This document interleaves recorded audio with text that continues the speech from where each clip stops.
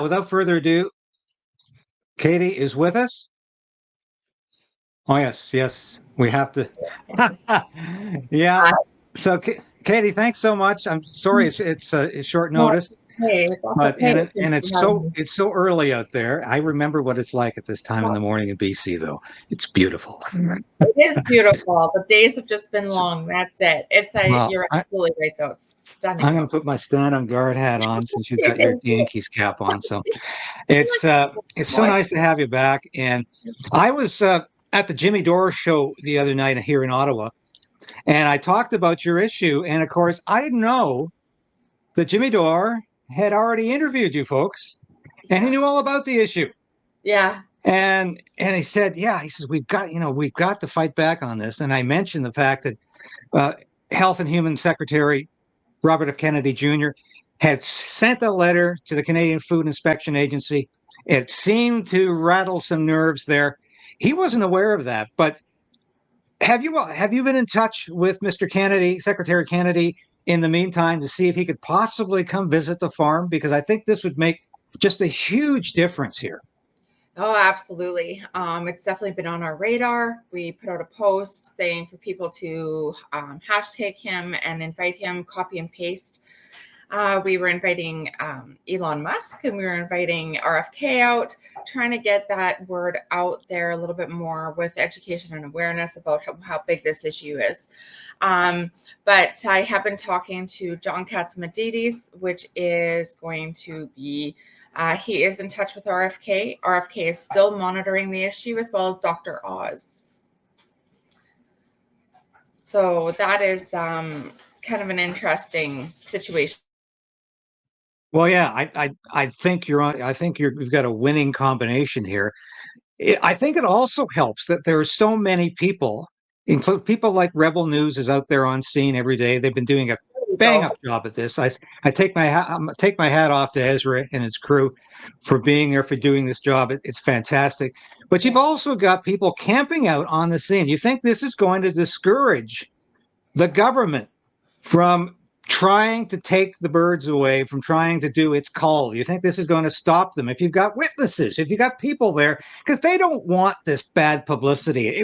There's something just so ugly about what they're proposing to do, not just because they're wrong, not just because this has nothing to do with science and everything to do with the government steamrolling a farm, Yeah, it is. but nobody wants to see innocent wildlife or domesticated birds Yeah. killed. And I think this is going to help you if you've got people out there. How many people are actually on the farm right now? Have about 50 right now, but and on the weekends it gets to about 100.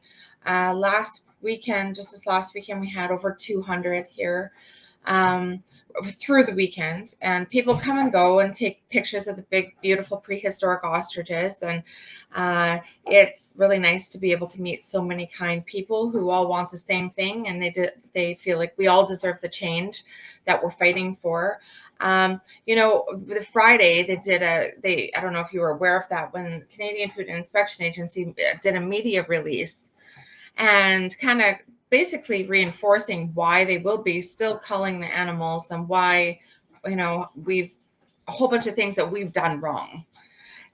So we spent the whole weekend and yesterday and the day before breaking down that and going through each of their accusations and each of their lines and breaking it down into lies.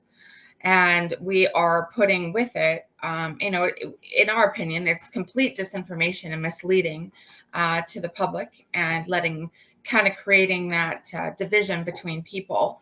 And so, yeah, so I think we have about 14 lies that they said in that media release, that we will be publishing a piece and putting out material to back that up. Well, it's interesting the federal government, especially the Trudeau government and now the Carney government, likes to say that it's everybody else, especially their political opponents, who are spinning misinformation and disinformation or lies or fake news. Sounds to me like they're the ones who are putting out false information in this case. I mean, isn't that the case? So much of it would just make your heart sinks reading it, going, How could an organization that is supposed to be doing so much good just going at this from every wrong angle, doing so much bad? And it's heartbreaking. It's heartbreaking that here we are, all of us, fighting for this organization to have accountability, do better, not lie, support our farmers, not take them down, and give us some security for the future that they're trying to strip away from us. So have you heard anything from Agriculture Canada, from the Ag Minister? Because I know about a week ago he seemed to be wavering about this, no doubt because he doesn't like the bad publicity, and no doubt because Secretary Kennedy personally intervened in this situation. Have you heard anything from the Ag Minister? Nothing. No, Not, not a word. We don't even personally hear from the Canadian Food Inspection Agency anymore. So they don't email, there's nothing. Yeah, there's no communication. There was a media release that they went and sent out to all the media, but they don't, there isn't interaction daily or even during the week of just talking to us about our situation. The last we heard from them was that they were going to show up without notice. And which just keeps us on the edge, on our toes. And you can imagine the shock and trauma and the anxiety that a family would feel living on the edge of their seat every day, not knowing if they're going to show up to, personally them, or well, they won't do it. I guess they hire vendors to do it, but what thugs could show up to kill your almost 400 animals that you've raised for 35 years? I still question the fact why the Canada Food Inspection Agency is even investigating this, because as you've explained to me, and as I'm trying to explain to our viewers, these ostriches are not food. No. They're not being sold for food. You're not using them for food. These are, as you've explained to me, these are used in immunity experimentation, which of course benefits all of us. Yeah. And so why and I think you really have a leg to stand on here, in addition to everything else you're doing.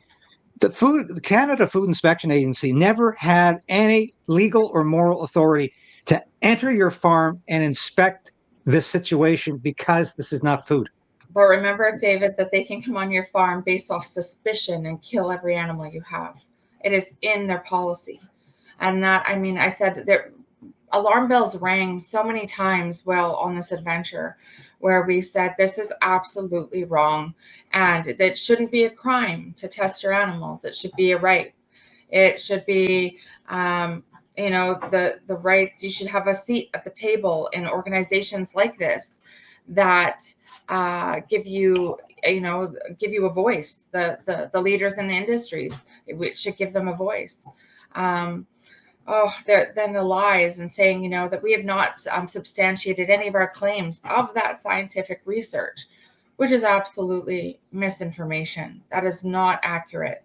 So today, again, we will be publishing a piece going side by side, their piece from Friday and releasing ours, just to show the inaccuracies and the incompetence in releasing such a detailed piece. So the CFIA is communicating to you only through news releases and statements they make to the media. Yeah, there'll be the odd one. It was on a premise, I think, like our permits and stuff like that. But there's not, they want to keep it a secret when they're going to come. They want to keep it a secret on how they're going to do it. They want to just keep all of our family here on the edge of our seat.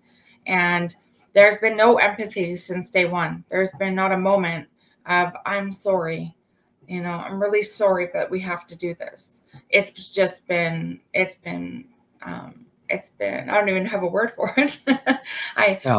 There's been a lot of torture is the word I'd have for it. Mm-hmm. And this is government torture of farmers that they seem to love to do. They have targeted farms and farmers and agriculture for the last 10 years. Farmers have suffered under this Trudeau and now the Carney government. And it amazes me because they don't seem to think farms are important or agriculture is important, that somehow the grocery stores get their food magically from someplace and it's not produced by farmers, and that they have no rights. And this comes back to me. Once again, this is about your property rights and the government coming on your property and threatening you. This is exactly what they've done. They are threatening you. They're threatening your livelihood. And you brought something up the other day, and sorry if I'm going over your time here, but you mentioned Chris Barber, who I've become very good friends with over the last year and a half because I've been at his trial, the Freedom Convoy trial here in Ottawa, and it just amazed me that the government or the prosecutor in this trial suggests that they take away Chris Barber's truck. They take away his livelihood. And it's not just his livelihood, it's a symbol of who that man is. Yeah. It's a symbol of all he stands for. That truck means so much to everybody who was involved in the Freedom Convoy. But ultimately, it does come down to the fact it is his livelihood. Mm-hmm. They want this man to starve, to be completely subjected. Yeah. And this is what they're doing to you, Katie, to this farm. They want to take away your livelihood, and they expect Canadians to cheer about it. And they're getting some support from idiotic columnists out there who say, unfortunately, it's the right thing to do. I'm saying, unfortunately, you don't know a damn thing about the situation. But they want to destroy you, don't they? It is. It's so important. They do, and they're destroying farmers all around the world with the stamping out policy. It's you're wiping out natural immunity, everybody. You have to understand we're losing our genetic diversity. We're wiping out natural immunity, herd immunity, which has existed for, millions of years. It's if we do lose our natural immunity, we're setting ourselves up for a catastrophic bad chain of events in the future that we will never be able to go back on. You'll be solely relying on vaccinations, and you're going to be, we need our antibodies. We need natural immunity. And by eradicating all of our farmers and taking away their livelihoods, where we are losing those generational heroes that have dedicated their lives to putting nutritional food on our plates. And they're getting tired. Who wants to keep seeing their thousands and thousands of animals get culled and then have to repopulate, and then get culled and then have to repopulate, only to still be exposed to the migratory animals, the migratory birds that carry H5N1. So you're not killing the source, but we're going to kill everything else that it touches. And that's every outdoor animal is on the trajectory of that path. Well, that's it exactly. We're going to have your information in the information below, because I think people need to support you in whatever way they can. I want to encourage everybody who's listening, and if you're on that farm, stay there. Don't let this happen, because believe me, this kind of atrocity can occur in the absence of people, in the absence of real media. And I think even the mainstream media, large segments of it, are realizing that this is a tragedy that doesn't have to take place. So I'm encouraging everybody, not just media people who are there on scene. I wish I could be. I would be if I could. But all the people who are camping out, because this could be another freedom convoy. This could be maybe not the same degree. I'm not suggesting we have thousands of trucks to send on your place, but we need people who want freedom from government overreach. Yeah. And that's all this has been, in my estimation, is complete government overreach, violation of basic human rights, violation of property rights, violation of our Charter of Rights and our Constitution. And I don't think the government gives a damn if they're overreaching right now. So, Katie, I encourage you to continue the fight. We'll be here for you. We're going to hold the government accountable. We're going to hold the CFIA agency accountable for its threats and for the torture they're putting you and your family through right now. And I want to know we're on your side. Your last word to you, Katie. Yeah, that makes me emotional. Sorry. You feel after 5 months, it feels pretty heavy. And anybody who wants to visit us here at the farm, continue to come pour in, stay for the day, we have an area where you can camp. We have outhouses, and fire is always going at 301 Langill Road. Langille Road. You can come visit us. And please, thank you, David, for your last words. Thank you to your audience. And please do keep following us, share, and keep following this story. And we appreciate and love all of you. Well, thank you for joining us, Katie, and apologize if we brought the tears on, but those are genuine tears, and believe me, I've come close to crying about this because I feel very strongly about it, and I feel very strongly about what you're doing, and I'm here to support you. So thank you for joining me. Let's stay in touch, and we'll certainly do this again. Whatever we can do to support you, we're going to do. Thank you again, Katie. Thank you, David. Okay, bye for now. God bless you. And that was Katie Pasitney, and what a courageous woman. What they're doing is important. It's not just about ostriches, folks. It's about freedom. It's about our freedom as Canadians. It's about farmers' freedom. It's about our freedom to have private property that the government can't trot on and take things away from us. This is a basic human. Fact. And we have Mark Carney going on about fact. What goes around comes around. This is an historic moment for Canada, just like the Freedom Convoy was.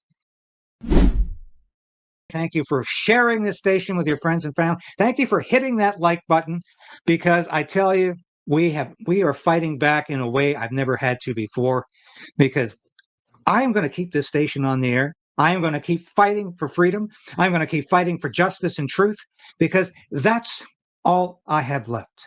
And I am damn determined to resist this Carney government in any way possible, as it encroaches upon our individual freedom. And it will continue to do that, mark my words. And that's why we're here today. I'll be back again tomorrow, same time, same place, 10 a.m.